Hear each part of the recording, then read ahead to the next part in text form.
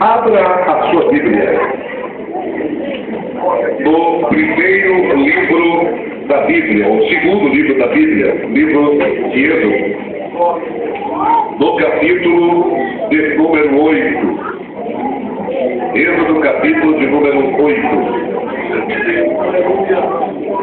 Versículos do 20 até o versículo de número 25. E, primeira instância, possivelmente você não venha entender, porque eu estou lendo esse texto nesta manhã, mas no decorrer da mensagem você vai entender. Êxodo capítulo 8, versículos do 20 ao 25. Quem já achou, diga amém. E disse mais o Senhor a Moisés: levanta-te pela manhã cedo e põe-te diante de Faraó. Eis que ele sairá às águas, e diz-lhe: assim diz o Senhor, deixa ir o meu povo para que me sirva, porque se não deixares ir o meu povo, eis que enviarei enxames de moscas sobre ti, e sobre os teus servos, e sobre o teu povo, e as tuas casas, e as casas dos egípcios se encherão desses enxames, e também a terra em que eles estiverem. E naquele dia eu separarei a terra de Gozém, em que habita o meu povo, para que nela não haja enxame de moscas, para que saiba que eu sou o Senhor no meio desta terra. E porém separação entre o meu povo e o teu povo. Amanhã será este final. E o Senhor fez assim. E vieram grandes enxames de moscas da casa de Faraó e a casa dos seus servos, e sobre toda a terra do Egito, e a terra foi corrompida por esses enxames. E então chamou o Senhor a Moisés e Arão e disse: ide e sacrificai ao vosso Deus nesta terra. Eu queria repetir por toda a igreja o último versículo, o versículo de número 25. Vamos ver todos. Vamos lá? 1, 2, 3, já. Então chamou o Faraó, Moisés e Arão e disse: nesta terra. Quem pode dizer amém? Quem pode dizer glória a Deus pela palavra lida nesta manhã? Preste bastante atenção. Olha aqui para mim, para você entender a mensagem que é de ser ministrada. Vocês lembram de José?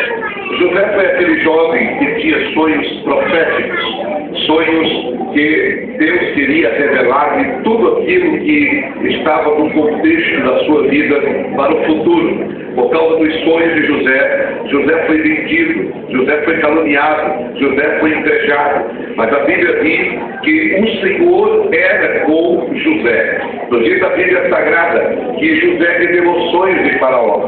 E por isso Deus o exaltou através dos sonhos proféticos que eram definidos. E agora José se tornou o governante do Egito.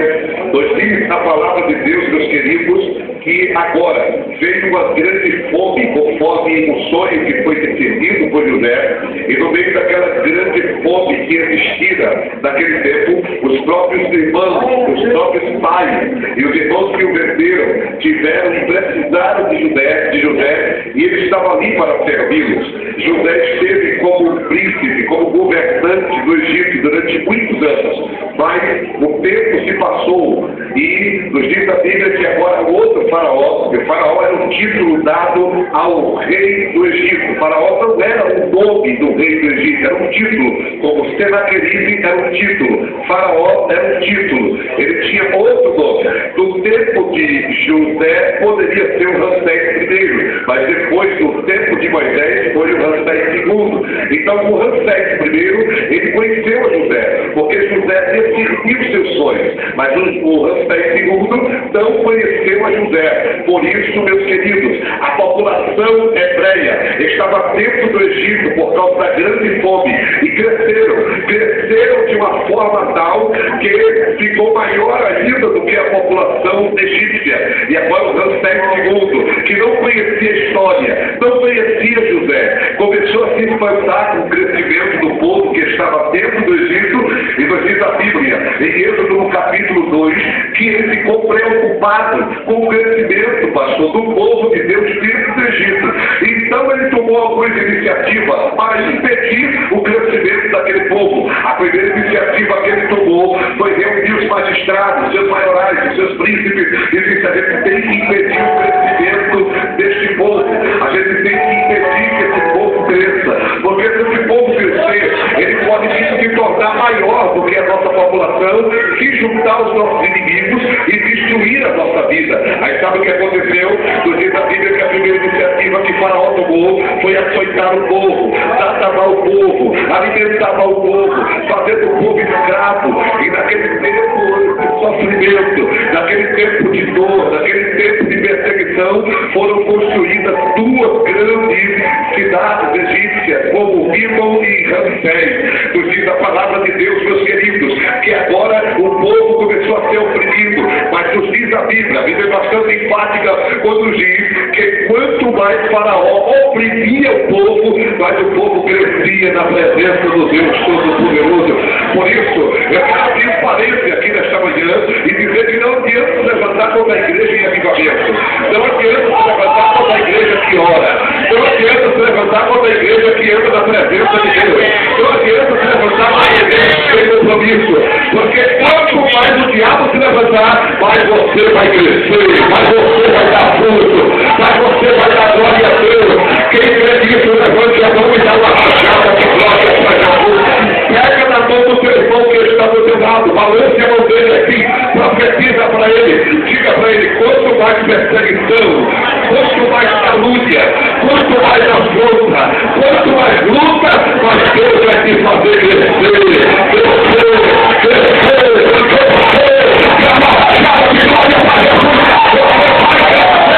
o diabo não quer, mas Deus quer. Faraó não quer, mas Deus quer. E quando Deus quer, a vontade dele prevalece. Entendeu aí? A primeira iniciativa de Faraó foi frustrante. Mas ele tomou outra iniciativa. E sabe qual foi? Olha aqui para mim. Mandou matar a criança do sexo masculino. Você conhece essa história? Uma mãe não cuida do seu filho, fez um cesto muito bonito. Não deu? Colocou no rio Nilo, as águas do Nilo levaram a frente. A filha de Faraó achou o cesto, pegou o cesto, quando abriu de uma criança muito linda ali. Colocou o seu nome de, que quer dizer, tirado da espada. Diga comigo assim: Moisés, tirado das águas, viveu 120 anos. Viveu muito pouco. 120 anos. Moisés viveu 120 anos. E nos primeiros 40 anos da sua vida, ele aprendeu a ser alguém. Todo príncipe do Egito que se presta, ele tinha que atirar bem com arco e flecha. E Moisés treinou para isso, ele atirava muito bem. Moisés aprendeu os dois dialetos principais egípcios. Ele se tornou um príncipe. Ele se tornou um homem respeitado dentro do Egito. Nos primeiros 40 anos ele aprendeu a ser alguém. Nos segundos 40 anos ele aprendeu a ser ninguém. Sabe por quê? Porque ele foi para o deserto de Midian. Ele aprendeu a arrancar carrapicho de ovelha. Ele teve experiência pessoal com Deus e Deus revelou a ele que ele não era nada. Quando ele disse: Senhor, eu não tenho capacidade. Como é que eu vou libertar o meu povo? Eu não tenho condições. Nos primeiros 40 anos ele descobriu que era ser alguém. Nos segundos 40 anos ele descobriu que não era ninguém. E nos terceiros 40 anos de caminho à terra de Canaã, ele descobriu que Deus era tudo na sua vida. Aleluia! Aleluia! Sei qual a fase que você está, mas pelo jeito você está na fase que crê que Deus é tudo na sua vida. Glória a Deus! Pega na mão do teu irmão e diga para ele: Deus! Diga bem forte, diga: Deus é tudo na sua vida. Diga: Ele é o ar que você respira, Ele é a tua saúde, é Ele que cuida de você, é Ele que abre porta, é Ele que faz maravilha, é Ele que leva